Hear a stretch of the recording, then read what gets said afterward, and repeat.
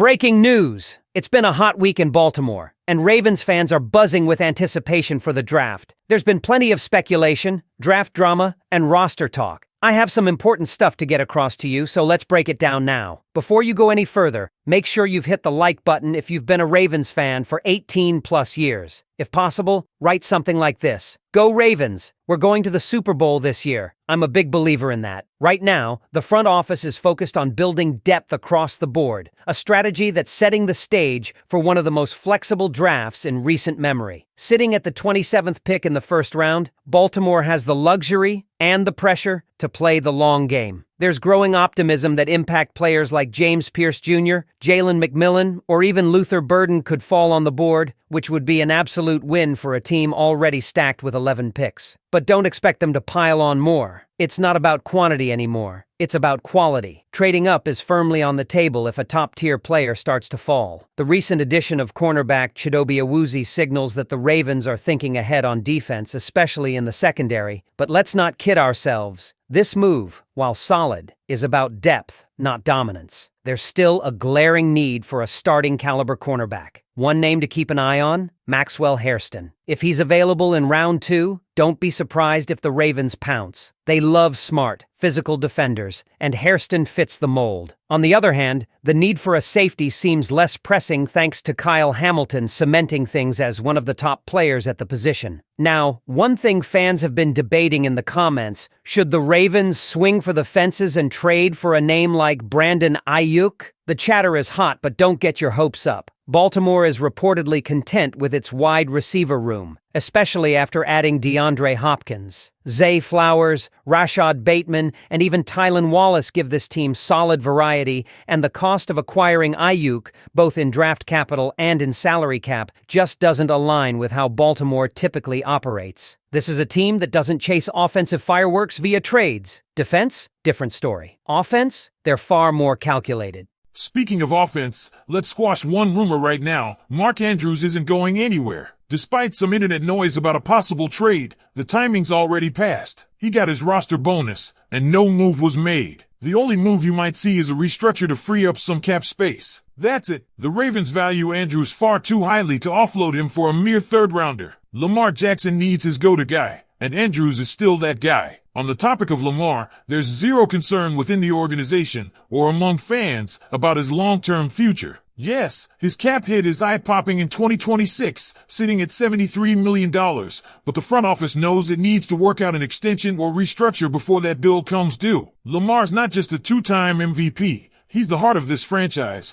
and there's full belief that the path to a Super Bowl runs through him. His price tag? Worth every penny. Now, pivoting back to the draft and where the real decisions will be made, expect the Ravens to prioritize edge rushers and cornerbacks. With Michael Pierce retiring, the interior defensive line becomes a bit more of a focus, but not at the top of the draft. Look for names like Ty Robinson from Nebraska to potentially come off the board in the mid to late rounds. He's massive, disruptive, and could thrive under Baltimore's coaching. Edge is where things get interesting. Mike Green is the dream scenario, but odds are he won't last until pick 27. James Pierce Jr., on the other hand, might be in play, and fans would love that. He's explosive, and despite being a bit leaner, he fits what the Ravens need off the edge. Michelle Williams is another intriguing option. He's bulkier, plays with a downhill style, and could complement the current rotation well. If the Ravens don't go edge in the first, expect a heavy lean toward one by the end of day 2. One fan brought up Cam Skadebo as a potential day 2 running back option,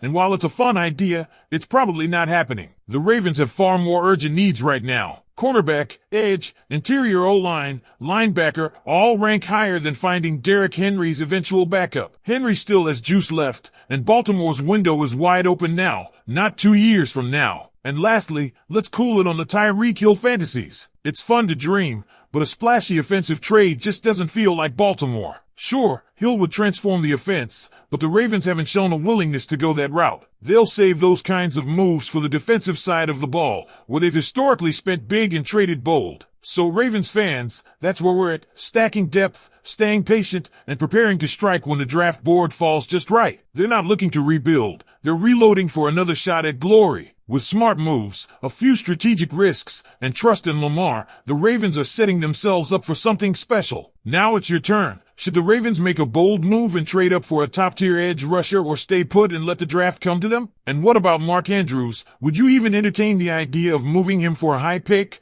Or is he too valuable to this offense? Drop your takes in the comments below. And let's not forget, when it comes to the draft, patience is a weapon. The Ravens have always done their best work by letting the board come to them. It's part of what's made them one of the most consistent teams over the last decade. But this year, with 11 picks and only a few critical holes, that patience might evolve into aggression. If a guy like James Pierce Jr. or even a top-tier corner like Kool-Aid McKinstry starts to slide into the early 20s, Baltimore could absolutely package some of their later picks. Remember, they've got 4 sixth-rounders to move up and snag a difference maker. The opportunity is there, and Eric DeCosta knows it. Now, back to the wide receiver room because this has been one of the hottest debates lately. The idea of bringing in a guy like Brandon Ayuk or even Tyreek Hill might be exciting, but it doesn't align with Baltimore's financial reality. They've already committed money to Lamar, Roquan Smith, Ronnie Stanley, and soon Kyle Hamilton. Adding another massive contract at receiver, especially when they've just brought in DeAndre Hopkins, would mean cutting talent elsewhere. Hopkins brings leadership, a reliable target in crunch time,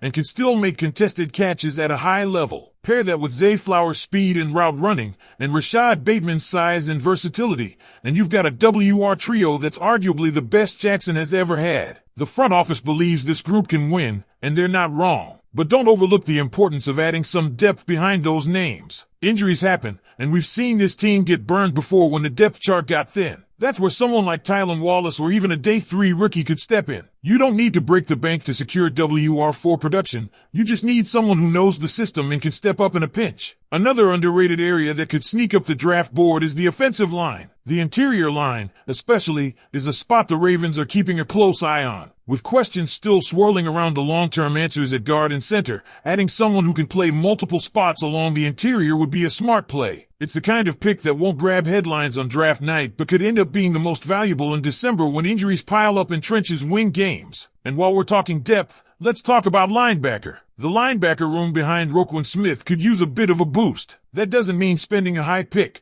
but a solid day 2 or 3 selection could bring in a guy who can contribute on special teams immediately while developing into a starter down the line. The Ravens know how to develop these guys. They've done it before, and they'll do it again. So as we close in on draft day, the Ravens are in an enviable position. They've got flexibility, depth, and a franchise quarterback in his prime. The focus now is on making a few key moves to elevate from contender to champion. Whether it's an edge rusher like James Pierce Jr., a starting caliber corner like Maxwell Hairston, or a developmental offensive lineman who turns into a long-term starter, this draft is about smart moves, not desperate ones. Ravens fans, we've walked through every layer, from the rumors about Andrews and Ayuk, to the real needs at corner and edge, to the steady confidence the front office has in Lamar's future. But what do you think? Is this the year the Ravens should push their chips in and trade up for a game-changing defender? Or would you rather they play it safe, keep all 11 picks, and build depth for another deep playoff run? Let me know in the comments. Do you want the bold move or the patient build? Sound off below, and let's keep this conversation going.